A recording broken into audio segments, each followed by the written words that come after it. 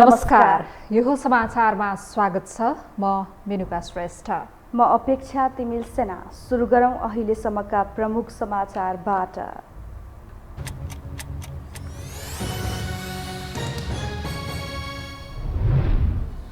कोरोनाको नयाँ variant Omicron संक्रमण नेपालमा हत्तै बढ्यो। प्रधानमन्त्री देउवाद्वारा भेटघाट बन्द। माघ 15 गतेसम्म विद्यालय बन्द गर्न सीसीएमसीको सिफारिस। महाधिवेशन लगत्तै कङ्ग्रेसमा गुटगत राजनीति मौलायो।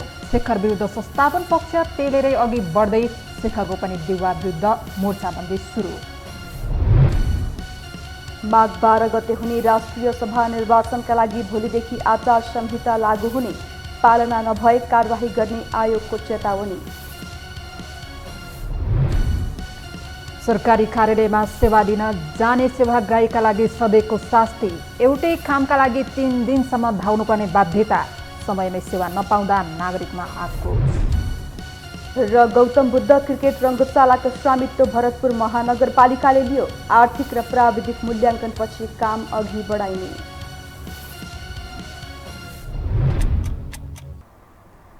अब समाचार विस्तारमा। पछिल्लो 7 दिन हो कोरोना संक्रमितको संख्यामा वृद्धि भएको छ। स्वास्थ्य तथा जनसङ्ख्या मन्त्रालयका अनुसार पछिल्लो 24 घण्टामा मात्रै थप 1667 जनामा कोरोना संक्रमण पुष्टि भएको छ। पीसीआर विधिबाट 8848 र एन्टिजेन विधिबाट 1784 जनामा परीक्षण गर्दा 1667 जनामा कोरोना संक्रमण पुष्टि भएको हो। यस्तै थप 224 जना संक्रमण मुक्त भएका छन्। संक्रमणबाट थप 2 जनाको मृत्यु भएको छ। हाल देशभर सक्रिय संक्रमितको संख्या 5741 पुगेको छ। यस्तै संक्रमण बढेसँगै अस्पतालमा संक्रमितको चाप बढेको छ। कोभिड-19 युनिफाइड केन्द्रीय अस्पतालका अनुसार वीरका साथै समन्वय गरेका उपत्यकाका 13 र प्रदेशका 7वटा अस्पतालमा बिरामीको संख्या बढेको हो।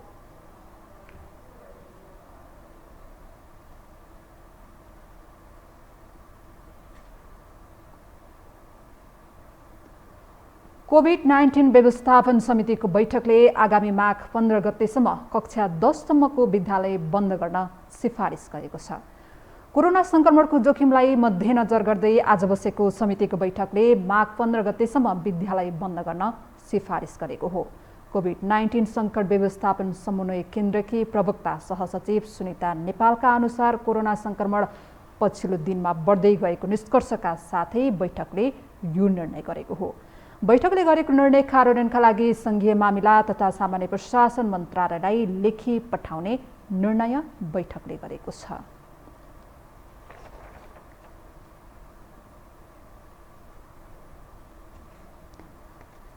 पछिल्ला केही दिन कोरोना भाइरसको नयाँ भेरिएन्ट ओमिक्रोन नेपालमा पनि फैलिएसँगै शीर्ष नेताहरूले सतर्कता अपनाएका छन्। प्रधानमन्त्री शेरबहादुर देउवाले अत्यावश्यक बाहेकका भेटघाट बन्द गर्नुभएको छ। प्रधानमन्त्री देउवाका प्रमुख स्वकीय सचिव भानु देउवाका अनुसार शनिबार दिउँसोबाटै राजनीतिक भेटघाट बन्द गर्नुभएको हो। शनिबार एमाले अध्यक्ष ओलीसँग भेटवार्तापछि नै छुट्टिएर बस्नुभएका देउवाले आज कसैसँग पनि भेट गर्नु भएन। प्रधानमन्त्री देउवाको पीसीआर परीक्षण गर्ने भने पनि सञ्चार मन्त्री ज्ञानेन्द्र बहादुर कार्कीको पीसीआर परीक्षणमा नेगेटिभ देखिएपछि परीक्षण नगरिएको प्रधानमन्त्री देउवाको सचिवालयले जनाएको छ। यता माओवादी केन्द्रका अध्यक्ष पुष्पकमल दाहाल प्रचण्ड सहित परिवारका सदस्यहरूलाई पनि कोरोना पोजिटिभ देखिएपछि भेटघाट पूर्ण रूपमा बन्द गरेर आराम गरिरहनु भएको छ। प्रधानमन्त्री देउवासँग शनिबार भेट गर्नुभएका एमाले अध्यक्ष ओली भने औपचारिक कार्यक्रमका लागि गृह जिल्ला झापा पुग्नु भएको छ। प्रचण्डसहित माओवादी केन्द्रका नेताहरूमा कोरोना संक्रमण पुष्टि भएपछि प्रधानमन्त्री विपक्षी दलका नेताहरूसहित उच्च स्तरीय राजनैतिक समन्वय समितिमा रहेका नेतादेखि मन्त्रीहरू लगायतसम्म कन्ट्र्याक्ट ट्रेसिङमा रहेका थिए। शुक्रबार प्रधानमन्त्री निवास बालुवाटारमा सत्तारूढ गठबन्धनको उच्च स्तरीय राजनैतिक समन्वय समितिको बैठक बसेको थियो। कोरोना सतर्कतासँगै शीर्ष नेताहरू निष्क्रिय भएपछि राजनीतिक गतिविधिमा कमी आएको छ।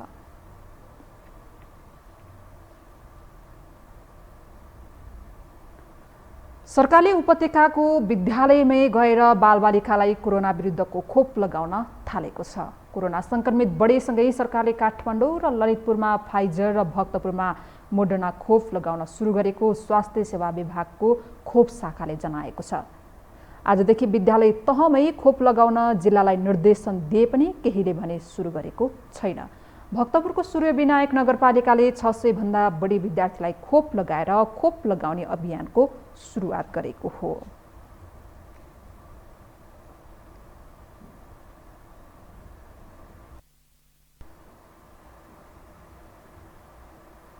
अब बाँकी समाचार। प्रधानमन्त्री शेरबहादुर देउबा र एमाले अध्यक्ष केपी शर्मा ओली बीचको भेटवार्ता सतहमा आए जस्तो विषयमा मात्रै केन्द्रित रहेन, किनकि ओलीले देउबासँगको भेटवार्तामा राजनीतिक कोर्स करेक्सनकै विषय प्रस्ताव गरेका छन्। एक रिपोर्ट। गत भदौ 23 देखि संसदमा जारी गतिरोध अन्त्य र एमसीसी अनुमोदनको विषयमा मात्रै केन्द्रित भएर प्रधानमन्त्री शेरबहादुर देउबा र प्रमुख प्रतिपक्ष दल नेकपा एमालेका अध्यक्ष केपी शर्मा ओली बीचको एक्ला एक्लै वार्ता सकियो कि राजनैतिक कोर्स करेक्सनकै तहमा पुग्यो। शनिबारदेखि केही प्रश्नहरू राजनैतिक वृत्तमा उब्जिएको छ, किनकि झण्डै 4 महिनादेखि चिडिएको प्रतिपक्षलाई फकाउन कुनै कसरत नगरेको सत्तापक्ष एमाले अध्यक्ष ओलीकै दैलोमा पुगेर संवादको सुरुवात गरेको छ। यसले केवल औपचारिकता मात्रै नभएर नयाँ राजनैतिक घटना परिघटित हुने संकेत समेत गरेको छ। फलत देउबा र ओली बीचको भेटवार्ताका विषय जति सतहमा आएका छन् त्यो भन्दा धेरै अन्तर्यमा उनीहरूको उठबस छ भन्ने अट्कल छ। संसद गतिरोध त अन्त्य हुनै पर्यो। ओलीजीले पनि संसद गतिरोध अन्त्य गर्नु नै हुन्छ होला, गर्नु नै पर्छ, किनभने त्यो अनडेमोक्रेटिक कुरा गरेर सधैँभरि चल्दैन। फेरि अर्को चुनाव आयो भने आफ्नो कुरा मिलेन भने फेरि विरोधका विरोध गरेर हुँदैन। संसदको अवरोध हटाउन र एमसीसी सम्झौता संसदबाट पारित गर्न त एमाले अध्यक्ष ओलीको कुनै विमति नै छैन, किनकि एमसीसी यसअघि नै ओलीले पास गर्न चाहेकै विषय हो भने संसद अवरोध आफ्ना माग सम्बोधनको अस्त्र हो। यसैलाई हतियार बनाएर ओली गठबन्धन भत्काउनेदेखि सत्ता साझेदारीसम्मको मार्ग तयार पारिरहेका छन्। एमाले अध्यक्ष ओली निकट स्रोतका अनुसार प्रधानमन्त्री देउबासँगको वार्तामा ओलीले समीकरण फेरबदलको कुरालाई मुख्य प्रस्तावका रूपमा अघि बढाएका थिए।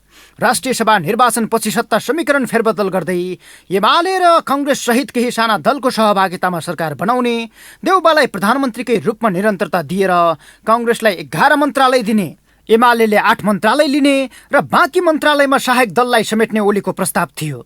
यसो गर्दा माओवादी केन्द्र र नेकपा एकीकृत समाजवादीलाई राजनैतिक खेलबाटै पत्ता साफ पार्न सकिने ओलीको दृढ विश्वास देखिन्छ।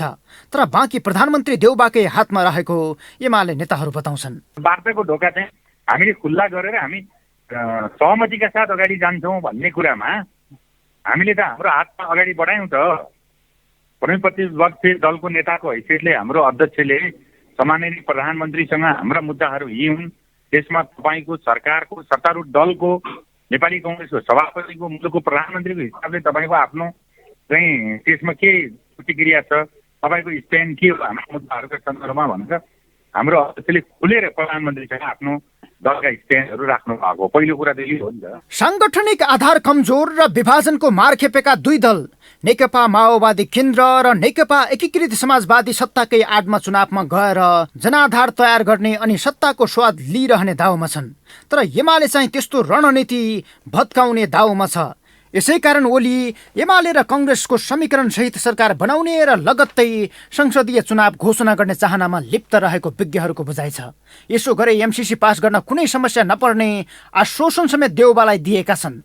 सम्भावनाहरू हुन्छन् र सम्भावनाहरूलाई यथार्थ रूप दिनको निम्ति समय पर्खिनुपर्ने। अबको राजनैतिक खेलमा स्वदेशी खेलाडी मात्रै होइन, बाह्य चलखेल पनि सक्रिय हुने आकलन कतिपयको छ। समीकरण फेरबदल भए पनि चुनाव घोषणा गर्न दिने र राष्ट्रिय मुद्दामा किचलो मच्चाएर चुनावमा भाँजो हालिरहने नीति विदेशीको हुन सक्छ। यसबाहेक ओली र देउबाको तयारीमा सभामुख समेत निर्णायक अवरोधक बन्न सक्नेछन्। ओलीसँग मिलेर एमसीसी पारित गर्न देउबा अघि बढे सभामुखले रोक्न सक्ने आधार छ। जुन खेल पुनः शक्तिको दुरुपयोगमा टुङ्गिन सक्छ। तर एमसीसीकै कार्ड फेलेर देउबालाई नयाँ सभामुख ल्याउन बाध्य पार्ने ओलीको अर्को तयारी हो कि त्यो संशय पनि पारिलो बनेर उदाएको छ। यो हो टेलिभिजनका लागि क्यामेरामा सिराज श्रेष्ठका साथमा सन्तोष भिके थापा, काठमाडौँ। पार्टी महाधिवेशन सम्पन्न भएको 1 महिना बित्न नपाउँदै नेपाली कङ्ग्रेसभित्रको अन्तर्द्वन्द उत्कर्षमा छ। विपक्षी समूहलाई देउबाले उपेक्षा नै गरेर अघि बढेपछि शेखर कोइराला पक्षले रस्साकसी चलाइरहेको छ। एक रिपोर्ट। नेपाली कङ्ग्रेसको 14औं महाधिवेशन चलिरहेका बेला सभापतिको प्रत्याशी बनेका नेता शेखर कोइरालाले पार्टी रूपान्तरणका लागि जुनसुकै त्याग गर्न तयार रहेको आश्वासन कार्यकर्ता माझ बाँडिरहेका थिए। रूपान्तरण चाहेका करिब 2000 कार्यकर्ताले उनलाई मत दिए पनि शेखरले सभापति शेरबहादुर देउबासँग हार बिहोर्न बाध्य बने। करिब 40% मतसहित पराजित भएका शेखरले यसअघि पार्टीमा हुँदै आएको भागबण्डामा समेत हिस्सा नखोज्ने घोषणा गरेका थिए। तर महाधिवेशन सकिएको 1 महिना भएको छैन। कङ्ग्रेसभित्र भागबण्डा र बाँडफाँडकै विषयमा अन्तर्द्वन्द्वको आगो यसरी सल्किएको छ कि को कङ्ग्रेस हुने र नहुने प्रतिस्पर्धा छ र देउबाका गतिविधिमाथि आरिस गरिरहेका शेखरले पार्टी दुर्घटनामा जाने बताइरहेका छन्। उहाँले जसरी नियुक्तिहरू गर्नुभएको छ हैन, माने तपाईको कार्यसमितिमा ल्याउनु भएको छ, त्यसको मापदण्ड के हो त भन्ने कुरा चाहिँ हामीहरूले जान्न जरुरी छ। यो त्यसरी जान थाल्नु भने पार्टी वास्तवमा दुर्घटनामा जान्छ नि। दुर्घटना भनेको तपाईँको स्थानीय निर्वाचनमा तपाईँले जितेन, प्रदेशमा जित्न सकेन, केन्द्रमा जित्न सकेन भने त्यसको दोष कसले लिने? सभापति देउबाप्रति शेखरले आक्रामक नीति लिनका पछाडि पनि कारण छ। 33 जना केन्द्रीय सदस्यमा मनोनित गर्ने अधिकार पाएका देउबाले केही दिन अघि मात्रै 2 चरणमा 13 जना सिफारिस गरे। त्यसमा संस्थापनेतर पक्षमा रहेर चुनावी प्रतिस्पर्धामा सामेल नभएका रामचन्द्र पौडेल सहित अन्तिम समयमा आफूलाई समर्थन जनाएका प्रकाशमान सिंह र विमलेन्द्र निधि सहित अधिकांश आफू निकट नै सिफारिस गरे। शेखरको पक्षमा उभिएका 1 जना पनि देउबाको मनोनितमा परेनन्। पुरानै कार्यशैली देखाएका देउबाले रूपान्तरण हुनै नचाहेको बरु गुटगत राजनीतिमा अघि बढेको भन्दै शेखरले देउबा विरुद्ध मोर्चाबन्दी सुरु गरेका छन्। अहिले सभापतिको कार्यशैली यस्तै रहे कङ्ग्रेस नै किन बन्ने भन्ने खालको गम्भीर प्रश्न समेत उठाइरहेका छन्। पार्टीमा काम गर्ने निष्ठावान, इमान्दार, त्यागी र सक्षम नेता कार्यकर्तालाई नियोजित किसिमले पाखा लगाउने कामका विरुद्ध हामीले डटेर आवाज उठाइरहनु पर्ने आवश्यकता मैले देखेको छु। आसन्न तिनै तहको चुनाव नजिक रहेका बेला कङ्ग्रेसलाई पहिलो बन्ने अवसर छ। तर कङ्ग्रेसभित्रको अन्तर्द्वन्द्वले चुनाव हारिन्छ कि भन्ने डर पनि देखिन्छ। यद्यपि संस्थापन पक्षले सभापति देउबालाई पार्टीको विधानले नै चाहेको व्यक्ति मनोनित गर्न पाउने सुविधा दिएको भन्दै आफ्ना मान्छे नपरेको झोकमा गुटबन्दीको औचित्य नभएको दाबी गरिरहेको छ। बडा चितो कुरा पनि छ। अब त्यही गुटबन्दीकै गोलचक्करमा हामी 40-60 हिँडिराख्ने कि त्योबाट बाहिर निस्किने भन्ने चाहिँ होइन, मेजर विषय हो तपाईँको। अब अन्त पनि चाहिँ निर्वाचनहरू हुन्छन् दुनियाँमा, त्यहाँ चाहिँ जित्ने मान्छेकै नै चाहिँ पदमा बस्ने हो, उसैले चाहिँ पार्टी चलाउने हो, हार्ने मान्छेहरूले पनि उसलाई सघाउने हो र उसका कमी कमजोरीहरूलाई चाहिँ इङ्गित गर्दै जाने हो भन्ने मलाई लाग्छ तपाईँको। अब हामी चाहिँ त्यो प्र्याक्टिसमा चाहिँ केही वर्षदेखि विगतदेखि नै त्यहाँ जान सकिरहेको अवस्था छैन। आगामी चुनावमा समेत देउबा आफ्नो पक्षलाई मात्र समेटेर अघि बढ्छन् कि भन्ने चिन्ता शेखर पक्षलाई छ, जसको पहिलो रूप देउबाले मनोनयनमा देखाएपछि सुरुवाती चरणबाटै शक्ति बाँडफाँडमा शेखर पक्षले रस्सा कसी चलाइरहेको बुझ्न कठिन छैन। यो हो टेलिभिजनका लागि क्यामेरामा सुरज श्रेष्ठका साथमा सन्तोष बिके थापा, काठमाडौँ। हामीसँग समाचार अझै बाँकी छन्, अहिलेलाई विश्राम। विश्रामपछि स्वागत छ। अब बाँकी समाचार। माघ 12 गते हुने राष्ट्रिय सभा निर्वाचनका लागि भोलिदेखि आचार संहिता लागू हुने भएको छ। आयोगले आज एक विज्ञप्ति प्रकाश गर्दै निर्वाचन अवधिभर आचार संहिता पालना नभए कारबाही गर्ने चेतावनी दिएको छ। आयोगका अनुसार तिनै तहको सरकार, सरकारका मन्त्रीहरू, सरकारी तथा सार्वजनिक संस्थाका कर्मचारीहरूलाई लागू हुने जनाएको छ।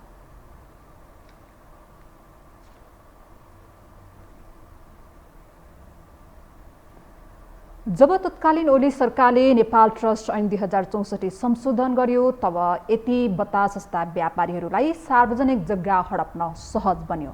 ऐन संशोधन अघि शिक्षा र स्वास्थ्य क्षेत्रमा मात्रै ट्रस्टलाई उपयोग गर्ने व्यवस्था थपियो, तर त्यसलाई संशोधन गर्दै पर्यटन प्रवर्धन गर्न सकिने व्यवस्थाको साथै प्रधानमन्त्रीले बोकेको व्यक्ति ट्रस्टको अध्यक्ष हुने व्यवस्थाले यति र बतासलाई ट्रस्टको सम्पत्तिमा पहुँच सहज बन्यो। एक रिपोर्ट। राज संस्थाको अन्त्यसँगै सो संस्थाले भोग चलन गर्दै आएका भौतिक तथा अभौतिक सम्पत्ति सार्वजनिक शिक्षा र स्वास्थ्यका क्षेत्रमा मात्रै प्रयोग गर्ने गरी कानून बन्यो। सरकारले ट्रस्टको रूपमा राख्ने गरी 2064मा नेपाल ट्रस्टको नाममा ल्याउने कानून बनाएको थियो।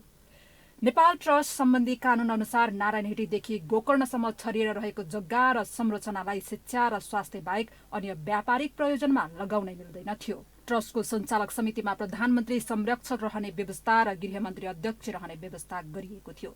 ऐनमा भएको त्यो व्यवस्थालाई ओली सरकारले संशोधन गरी प्रधानमन्त्रीले रुचाएको व्यक्तिलाई अध्यक्ष हुने व्यवस्था गरियो।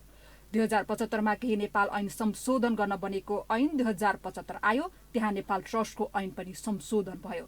यति समूहकै लागि संशोधन गरिएको उक्त ऐन अनुसार शिक्षा र स्वास्थ्यको सीमा हटाएर पर्यटकीय र व्यावसायिक कार्यमा लगाउन सकिने बुदा थप गरियो। ट्रस्टको जग्गा व्यक्तिका नाममा दिन सकिने कानून बनाइयो। दुष्प्रयास त गरियो नि, राज्यको सम्पत्तिमाथि चाहिँ हैन लुट मचाउने चाहिँ दुष्प्रयास चाहिँ भयो। यस्तो प्रयासहरू हुन्छ, तर यो पब्लिक तहबाट, मिडियाहरूबाट, नागरिक समाजबाट त्यसको विरुद्धमा आवाज उठाइसकेपछि जस्तो सुकै तानाशाह निरङ्कुश प्रवृत्तिको चाहिँ नेता भए पनि अथवा राजनीतिक नेतृत्व भए पनि त्यो खप्न सक्दो रहेछ भन्ने त ज्वलन्त उदाहरण त त्यो पनि हो नि। गृहमन्त्री अध्यक्ष हुने व्यवस्था हटाएर प्रधानमन्त्रीले तोकेको मन्त्री बन्ने व्यवस्था भयो। नयाँ व्यवस्था अनुसार तत्कालीन गृहमन्त्री रामबहादुर थापालाई हटाएर ईश्वर पोखरेल अध्यक्ष तोकिए। यो संशोधनबाट गृह शिक्षा मन्त्रालयका सचिवहरू हटाएर निजी क्षेत्रका व्यवसायीलाई सञ्चालक समितिमा पस्न सजिलो बाटो खोलियो। राजा महेन्द्रको पञ्चायतमा पनि राजा जादव भनेर खाए, बौद्धलाई त्यही भनेर खाए, अहिले गणतन्त्र भयो त्यही भनेर खाए। नयाँको छ र पात्र, प्रवृत्ति र प्रणाली तीनैवटा नबदलिउन्जेलसम्म मैले अघि तपाईँलाई भनिहालेँ, अहिलेको स्थानीय सरकार खोलो छ। अब त्यो खोलोमा तपाईँ खोला तर्नुहोस्, तरेको कर 25 रुपियाँ लिन्छ। तपाईँ डुबेर मर्नुहोस्, तपाईँको भाइ छोरा आमा बुवा गएर मृत्यु दर्ता गर्दा 1000 रुपियाँ लिन्छ। तपाईँ मर्ने कि बाँच्ने होला। ऐन संशोधनपछि 3 जना यतिसँग सम्बद्ध व्यक्तिहरू नेपाल ट्रस्ट छिरे। ऐन जब संशोधन गरी प्रधानमन्त्रीले तोकेको जोसुकै मन्त्री पनि अध्यक्ष हुन पाउने व्यवस्था गरियो, तब ट्रस्टको सम्पत्तिमा चल्तीका माफियाहरूलाई बाटो सहज भयो। त्यो संशोधनको भित्री मकसद यतिदेखि बत्ता समूहलाई सहजै लिजमा दिन थियो। ओली सरकारको आयु 4 वर्ष बाँकी थियो, तर लिजको अवधि सकिन 6 वर्ष मात्रै बाँकी थियो। कुनै छलफल बिना कानून फेरियो। प्रतिस्पर्धा बिना नै 6 वर्ष बाँकी रहँदै पनि यतिको लिज म्याद थप्ने काम ओली सरकारले गर्यो। कतिसम्म भने सरकार ढलेपछि अख्तियारमा यो विषयले प्रवेश नपाओस् भनेर कानून बदलेर मन्त्री परिषदबाट निर्णय गराइयो। यो निर्णय नीतिगत भ्रष्टाचारको एउटा डरलाग्दो उदाहरण थियो, जसको परिणाम यति बेला ट्रस्टको हजारौं बिघा जमिन माफियाको कब्जामा पुग्यो। ओली सरकार यतिसम्मको असंगतिपूर्ण कदम चालेको थियो कि यति र बतास जस्ता घराना व्यवसायी त मोटाए नै अनि संशोधन भएकोले नारायणी दरबारमा समेत निजी क्षेत्रको प्रवेश सहज बनिदियो। जनता समाजवादी पार्टी नेपालका संघीय परिषद अध्यक्ष डाक्टर बाबुराम भट्टराईले मुख्य राजनीतिक नेतृत्वको दृष्टि दोषका कारण मुलुकमा विकास र समृद्धिको अभियानले गति लिन नसकेको बताउनु भएको छ।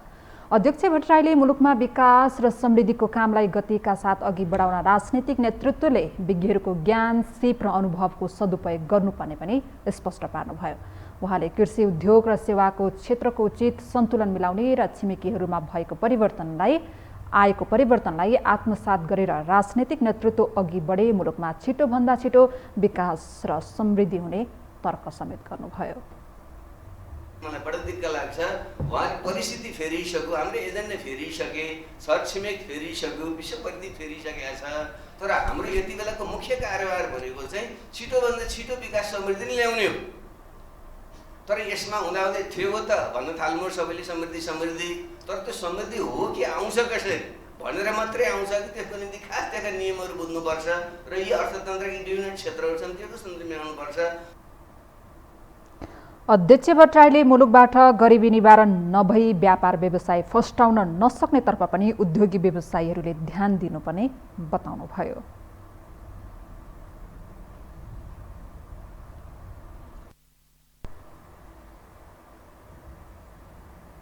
अब बाँकी समाचार। सरकारी कार्यालयमा सेवा लिन जाने सेवाग्राहीका लागि घण्टौं लाइन बस्नु त नियति जस्तै बनेको छ। लामो समयदेखि नै नागरिकहरू जुनसुकै सरकारी कार्यालयमा सेवा लिन जाँदा लाइन बसेर नै दिन बिताउने गर्छन्। नागरिकले लाइन बस्नुपर्ने अवस्थाबाट कहिले मुक्ति पाउलान् त? एक रिपोर्ट। पछिल्लो समय काठमाडौँ उपत्यकाको विभिन्न सरकारी कार्यालयमा सेवा लिन आउने नागरिकहरूले शास्ति भोग्दै आएका छन्। यातायात व्यवस्था कार्यालय चाबेलमा सेवाग्राहीले पाउने शास्ति भोग्नेलाई मात्र थाहा छ। जहाँ गए पनि नेपालीहरूले घण्टौं लाइन बस्नुपर्ने बाध्यता रहेको छ। तर पनि आफूले पाउनुपर्ने सेवा समयमा नपाउँदा नागरिकहरूले दुःख पाउने गरेका छन्। यहाँ उनीहरू राजस्व तिर्न बिहानदेखि नै लाइन बस्ने गर्छन्। त्यही राजस्वले सरकारी कर्मचारीहरूको पेट पालिएको छ। तर पनि नागरिकले सहज तरिकाले सेवा पाएका हुँदैनन्। राजस्व तिर्न मात्र होइन, अन्य कामको लागि आएका सेवाग्राहीहरूले पनि घण्टौं लाइन बस्न बाध्य भएका छन्। एउटा कामका लागि नै 3 दिनसम्म धाउनु पर्ने भन्दै नागरिकहरू आक्रोशित बनेका छन्। मलाई एक 1.5 घण्टा भइसक्यो यहाँ आएको, 1.5 घण्टा जति भइसक्यो। अनि हाम्रो टाइमको चाहिँ भ्यालु छैन। सरकार कहाँ छ? आँख मिच्या छ। सर्वसाधारणलाई पनि त पैसा, सर्वसाधारणसँग पैसा लिने, ढिलो भयो र फाइन लिने 100%, अनि हामीलाई चाहिँ 100% तिर्नु परेन। भित्र गइसकेका छौँ तर सिस्टम गयो भन्ने यहाँको क्रम छ। ठ्याक्कै पाउने 11 बजी सिस्टम गएको, अब 12 बजी राजस्व बन्द हुन्छ। अब हामीले भ्याइदिँदैन नि। यो 2 नम्बर 4 नम्बर 5 नम्बर कोठामा जाँदाखेरि चाहिँ हामी फेरि यहाँबाट नि आएन, नुवाकोटबाट आएको मान्छे, अलिक समस्या छ कि सेवाग्राहीलाई चाहिँ। अब यो सबभन्दा त अब यो डिजिटल प्रणाली ठिक हो। सिस्टम चाहिँ 5 मिनटभित्र 10 मिनटभित्रमा आउँदा ठिक हुने हो। 2 घण्टा भइसक्यो अहिलेसम्म। यस्तो चाहिँ अलि हुनुभयो। सेवाग्राहीले पाउने शास्ति बाहिर गेटबाटै सुरु हुन्छ। लाइन बसेका सेवाग्राही प्राय आक्रोशित देखिन्छन्। इमान्दार भएर बसिरह्यो, जहाँको त्यही हुन्छ, लाइन पिटिक्कै सर्दैन। यहाँ हिजो आज हरेक दिन कार्यालय समयमा भद्रकुल देखिन्छ। बिहान 10 बजे नै कार्यालयमा आइपुगेका सेवाग्राही दिउँसो 3 बजेसम्म पनि काम पूरा हुन नसकेको गुनासो गर्दछन्। अब हामी आएको भइसक्यो 1 घण्टाभन्दा बढी भइसक्यो। सर्भरको समस्या। म जति बेला आइरहेको हुन्छु यातायात कार्यालय, प्रत्येकचोटि जुनसुकै जहाँ एकान्त कुना जाउँ, सानो भर्याङ जाउँ, होइन, जहाँसुकै पनि सर्भरको समस्या भन्छ। अब पहिला सुन्न त आएको थियो अब अपग्रेड गरेछ सर्भर भनेर, अब कहिले पनि छैन। यहाँ अब यो यसबाट राम्रो सेवा हामीले अहिलेसम्म पाएको अनुभूति भएको छैन। एउटै कामको लागि अब भोलि शनिबार, अब आइतबार आउनु पर्यो। अब यो आइतबार फेरि आजको मान्छे भिड आइतबार पनि थपिन्छ फेरि। अनि सिस्टम कहिलेदेखि सरकारले राम्रो बनाउँछ, अब त्यो त अब सरकारले गर्ने काम हो। यता यातायात व्यवस्था कार्यालय चाबेलका प्रमुख रोहित पोखरेल भने आफूहरूले सहज रूपमा नै सेवा दिन खोजे पनि कहिलेकाहीँ प्राविधिक समस्याले गर्दा सर्वसाधारणलाई सेवा दिन नसकेको बताउँछन्। यो हाम्रो इडिएल सिस्टम, इडिएल VRS भन्छ, electronic driving licence and vehicle registration system, त्यसमा आएको समस्याले गरेर अघिदेखि नै काम भइरहेको छैन। नत्र आउने काम गर्ने जाने भएको भए त्यो समस्या देखिँदैन थियो। अहिले चाहिँ भिडभाड देखिएको छ। यातायात व्यवस्था कार्यालयमा मात्र होइन, जहाँ गए पनि सरकारी कार्यालयमा नागरिकले घण्टौं लाइन नबसी सहज तरिकाले सेवा पाउन भने सकेका छैनन्। सेवाग्राही पुग्ने मध्येको एक राहदानी विभाग पनि यसबाट अछुत छैन। अर्थात् रेमिट्यान्सबाट चलेको देशमा विदेश जान आवश्यक पासपोर्ट बनाउने हैरानी बेहोर्नु परिरहेको छ। लाइन छोडेर थोरै दायाँ बायाँ भए मात्र पनि घण्टौं पछि परिने डरले उनीहरू भोकै बसिरहेका भेटिन्छन्। सरकारी काम देखेर उनीहरू दिक्क भएका छन्। त्यस्तै वैदेशिक रोजगार विभागको कार्यालय तहाचलको ताल पनि उस्तै छ। नागरिकले दुःख पाउने नै हो। यहाँ पनि नागरिकहरू बिहानदेखि नै लाइन बसेका हुन्छन्। यो त उदाहरण मात्र हो। यस्ता सर्वसाधारणले शास्ति भोग्नुपर्ने सरकारी कार्यालयहरू धेरै छन्। यस्तो हुँदा समेत राज्य कानमा तेल हालेर बसेको छ। यो हो टेलिभिजनका लागि क्यामेरामा सिरस श्रेष्ठका साथमा लीलामाया ठटाल, काठमाडौँ। 40 वर्ष अघि हराएको पद्मापाणी लोकेश्वर करुणामयको मूर्ति नक्साल स्थित शङ्कर कीर्ति विहारमा पुनः स्थापना गरिएको छ। मूर्तिलाई सेनाको बाजा गुर्जुको पल्टन सहित जात्रा गरेर नक्सालमा ल्याएको हो। एक रिपोर्ट। काठमाडौँ महानगरपालिका वडा नम्बर 1 नक्साल स्थित बिहार करुणामयको पूर्ण कदको मूर्ति 2034 सालतिर चोरी भएको बताइन्थ्यो। त्यसबेला एकाएक बिहारबाट मूर्ति गायब भएपछि सबैले मूर्ति चोरिएकै लक काटे। बिहार व्यवस्थापक र स्थानीयले चोरी भएको उक्त मूर्ति विदेश नै पुर्याएको आशंका पनि गरे। त्यसबेला करुणामयको आकर्षक मूर्ति खोज्नलाई कसैले खास चासो पनि दिएनन्। तर मूर्ति हराएको 40 वर्षपछि चोरी भएको भनिएको मूर्तिको रहस्य अनौठो रूपमा उजागर भएको छ। त्यसबेला चोरी भएको मूर्ति बेचबिखन गर्न सकेनन् अथवा विदेश लान सकेनन्। त्यो अनुसन्धानकै विषय बनेको छ। तर करुणामयको यो मूर्ति 2059 साल फागुन 19 गते नै हनुमान ढोका प्रहरी परिसरले छाउने स्थित राष्ट्रिय संग्रहालयमा हस्तान्तरण गरेको पाइएको छ। तर कसैले खोजी नगरेपछि संग्रहालयमै यतिका समयसम्म थन्किएको हो। अहिले भने हराएका मूर्तिहरूको खोजी गर्ने सिलसिलामा अभियन्ता तथा संस्कृति संरक्षकहरूले मूर्तिको पहिचान गरेका हुन्। तसर्थ आइतबार मूर्तिलाई संग्रहालयबाट गुरुजुको पल्टन सहित बाजा गाजाका साथ नेपाली सेनाको बग्गीमा राखेर नक्सल शङ्कर कृति विहारमा सुशोभन गरिएको छ।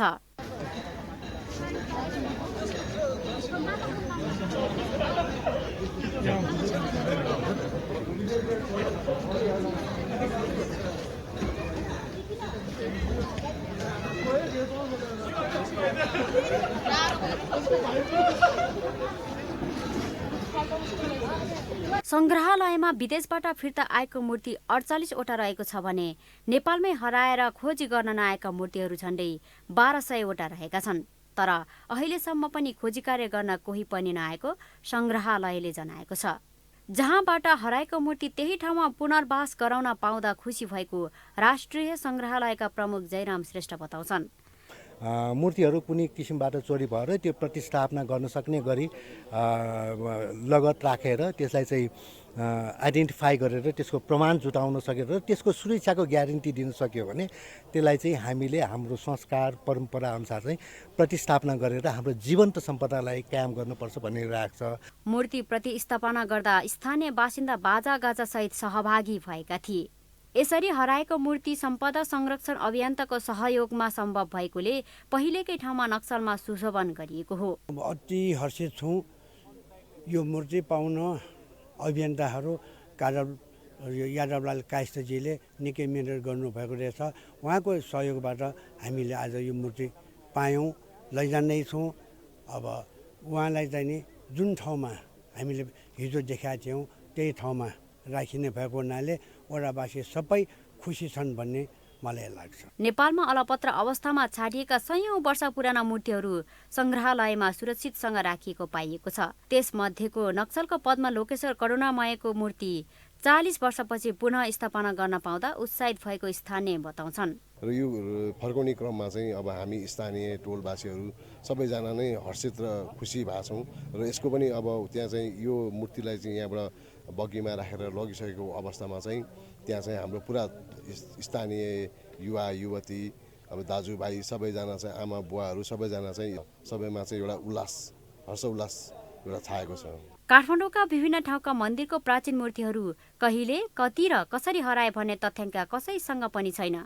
प्राचीन कालमा नेपाली सभ्यताको परिचय बोकेका मूर्तिहरूले नेपालको ऐतिहासिक गौरव गाथा गाउन सफल छन्। त्यसैले सकेसम्म परपूर्व कालदेखि सांस्कृतिक सहरको रूपमा परिचित भएका मूर्तिहरूलाई सुरक्षित राख्न सम्बन्धित निकायले ध्यान दिन जरुरी छ। यो हो टेलिभिजनका लागि क्यामेरामा शिरज श्रेष्ठका साथमा लीलामाया ठटाल, काठमाडौँ।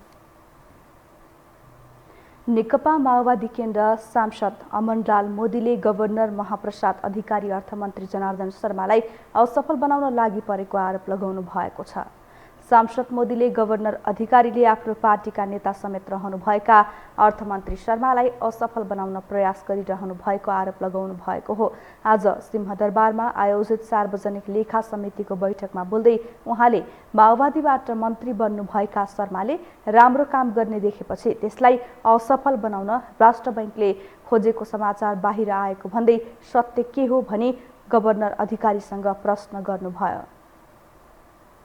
खालि हल्लाको कुरा गर्छ, न्युजमा पढ्ने तपाईँहरूको ट्युनिङ पनि मिलिरहेको छैन। राष्ट्र बैङ्क, त्यसपछि अर्थ मन्त्रालय, त्यसमा पनि चाहिँ विभिन्न तपाईँलाई चाहिँ पार्टीगत रूपमा पनि अब जस्तो हामी त माओवादीको कार्यकर्ता, यसो भन्दाखेरि चाहिँ हाम्रो पार्टीका चाहिँ नेता मन्त्रीलाई चाहिँ कसरी चाहिँ माओवादीको मन्त्रीलाई राम्रो काम गर्छ उहाँलाई कसरी चाहिँ उ गर्ने भन्ने किसिमको पनि तपाईँहरूले चाहिँ टिमवर्कमा चाहिँ असफल बनाउन खोजिराख्नु भएको छ भन्ने पनि न्युजमा यहाँ त्यहाँ सुनिरहेका छौँ। त्यसलाई चाहिँ कसरी सोध्नु भएको छ?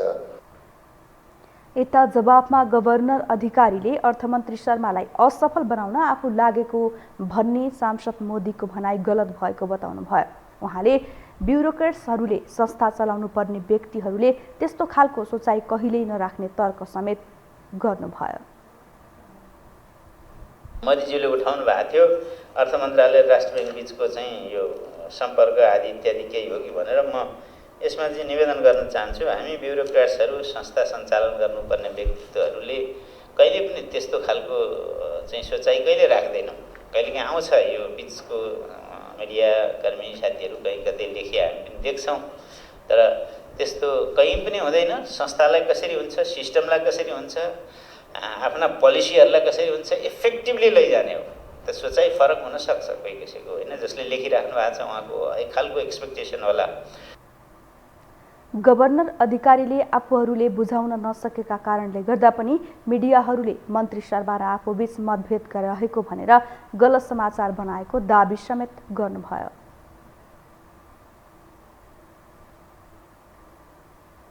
श्रम ऐन तथा योगदानमा आधारित सामाजिक सुरक्षा ऐन 2074 पूर्ण कार्यान्वयनको माग गर्दै अखिल नेपाल सेक्युरिटी मजदुर सङ्घले श्रम विभागमा ज्ञापन पत्र बुझाएको छ। सेक्युरिटी कम्पनीहरूले मजदुरको सेवा सुविधामा ध्यान नदिएको भनी आन्दोलनरत अखिल नेपाल सेक्युरिटी मजदुर सङ्घले आज श्रम तथा व्यवसाय जन्य सुरक्षा विभागमा श्रम ऐन र योगदानमा आधारित सुरक्षा ऐन 2042 को पूर्ण कार्यान्वयन गर्नुपर्ने मागसहित ज्ञापन पत्र बुझाएको हो।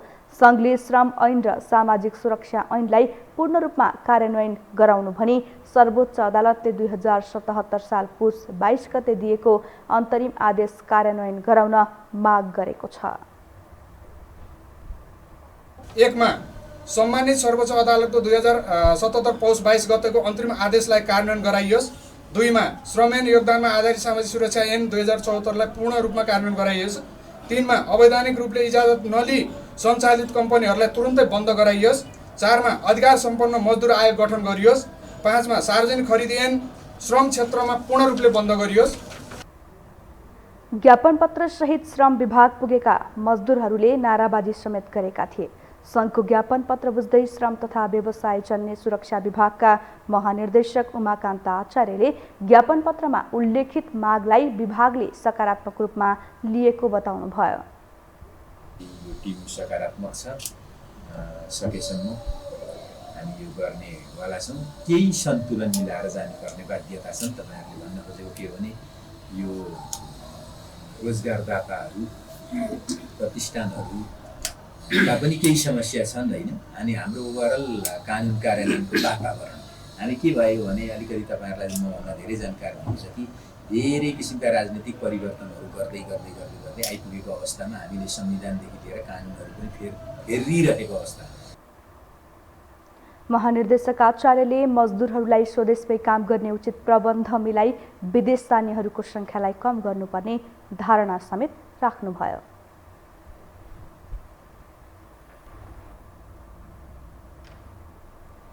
अब आर्थिक समाचार।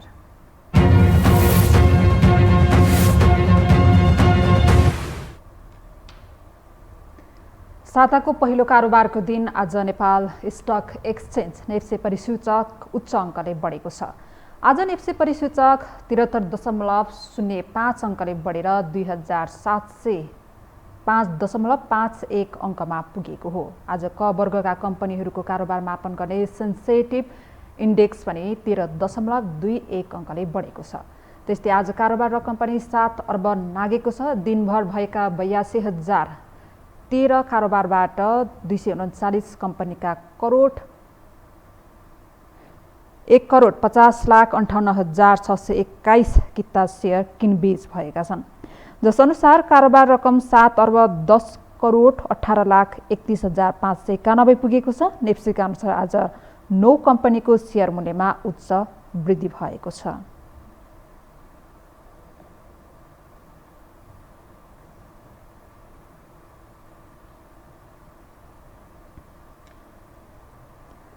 हामीसँग अन्तर्राष्ट्रिय र खेल समाचार बाँकी नै छन्। अहिलेलाई विश्राम। विश्रामपछि स्वागत छ अब अन्तर्राष्ट्रिय समाचार।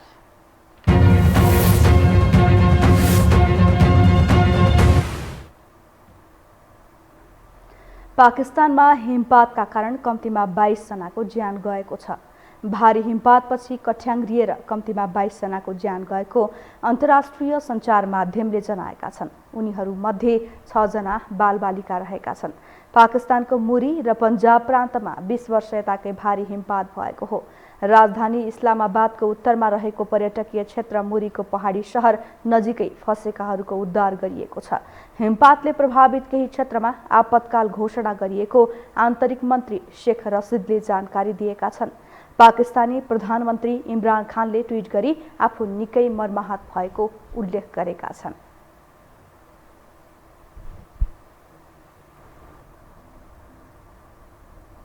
अब खेल समाचार।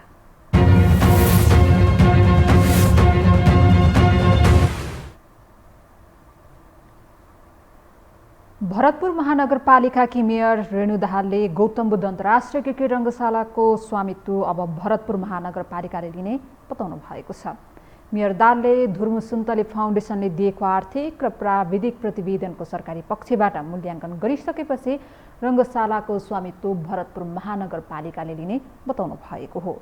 मेयर दाहालले धुर्मु सुन्तले फाउन्डेसनले आफूहरूलाई 17 करोड ऋण लागिसकेको र राष्ट्रिय तथा अन्तर्राष्ट्रिय स्तरबाट पनि सोचे अनुरूपको सहयोग प्राप्त नभएकोले महानगरलाई स्वामित्व लिन आग्रह गरेको र महानगरले अब रङ्गशालाको लागि काम अघि बढाउने बताउनुभयो। हामीले आग्रह गरेका छौँ सरकारी पक्षलाई कि यसको प्राविधिक मूल्याङ्कन गर्नका लागि र राष्ट्रिय लेखा परीक्षण संस्थालाई पनि यसको फाइनान्सियल अडिट गर्नका लागि हामीले आग्रह गरेका छौँ। अब त त्यो दुईटै प्रतिवेदन आउने अब अन्तिम अवस्था तयारीमा छ। त्यो आइसके पछाडि अब हामी महानगरपालिकाको तर्फबाट यसलाई एउटा प्रस्ताव बनाएर अब यो ऋण तिर्नका लागि पनि हामी सङ्घीय सरकारलाई आग्रह गर्छौँ र अब यसको बहुवर्षीय योजना अनुसार यो आयोजना अगाडि बढाउनका लागि पनि हामी सङ्घीय सरकारलाई नै आग्रह गर्छौँ र अब यो कुरा हामीले मौखिक हिसाबले समन्वय गरिराखेका छौँ। यो सबै डकुमेन्टहरू तयार भइसके पछाडि हामीले लिखित र औपचारिक प्रस्तावसहित हामी अगाडि बढ्छौँ। मेयर दाहालले चितवन राजनीतिको केन्द्रबिन्दु बन्नुको पछाडि नेकपा माओवादी केन्द्रका अध्यक्ष पुष्पकमल दाहाल प्रचण्ड रहेको दाबी समेत गर्नुभयो।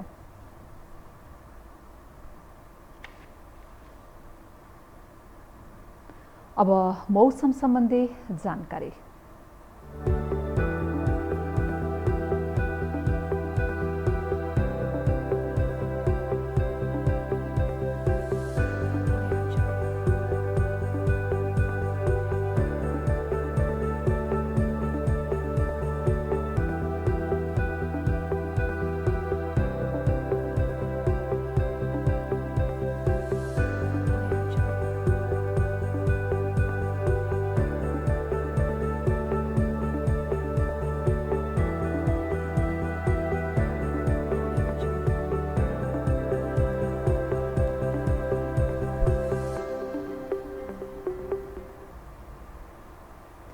यससँगै हामी यो समाचारको अन्त्यमा आइपुगेका छौँ। बिदा हुनु अघि प्रमुख समाचार पुनः एकपटक।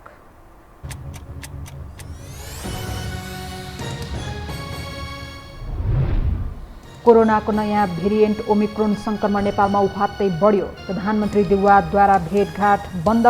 माघ 15 गतेसम्म विद्यालय बन्द गर्न सिसिएमसीको सिफारिस। महाधिवेशन लगत्तै काङ्ग्रेसमा गुटगत राजनीति मौलायो। शेखर विरुद्ध संस्थापन पक्ष पेलेरै अघि बढ्दै शेखरको पनि देउबा विरुद्ध मोर्चाबन्दी सुरु। माघ 12 गते हुने राष्ट्रिय सभा निर्वाचनका लागि भोलिदेखि आचार संहिता लागू हुने। पालना नभए कारबाही गर्ने आयोगको चेतावनी। सरकारी कार्यालयमा सेवा लिन जाने सेवाग्राहीका लागि सधैँको शास्ति। एउटै कामका लागि 3 दिनसम्म धाउनुपर्ने बाध्यता।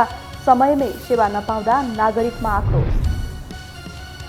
र गौतम बुद्ध क्रिकेट रङ्गशालाको स्वामित्व भरतपुर महानगरपालिकाले लियो। आर्थिक र प्राविधिक मूल्याङ्कनपछि काम अघि बढाइने।